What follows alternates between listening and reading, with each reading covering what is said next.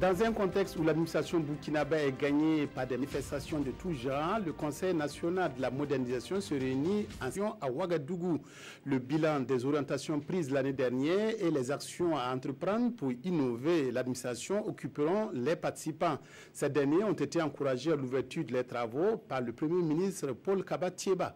Le chef du gouvernement a exhorté chaque agent et chaque responsable public au sens du dévouement et du patriotisme pour l'administration. Reportage Salifou Belem, Tanga Kafando.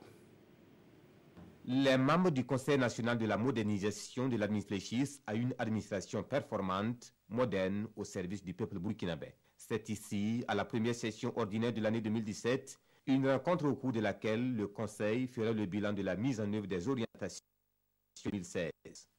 La présente session nous offre l'opportunité de faire un bilan à mi-parcours pour apprécier les résultats atteints jusque-là et nous fixer des objectifs clairs pour l'exercice suivant.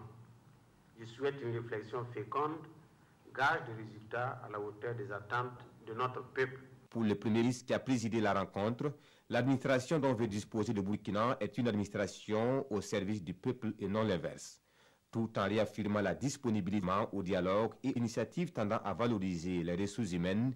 Le chef du gouvernement a exhorté chaque agent à cultiver le sens du dévouement et à placer au-dessus de tout l'intérêt général.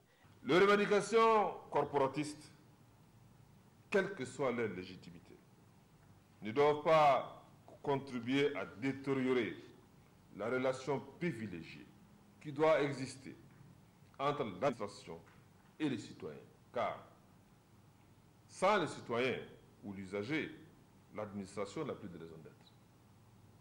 Cette relation de confiance est au cœur du contrat social qui nous lie au Burkinabé. À cette rencontre, le Conseil prendra de nouvelles orientations pour l'année 2018, mais avant, Paul Kaba-Thiéba a exhorté chaque agent à se mettre sans réserve à la disposition du peuple, son vrai employeur.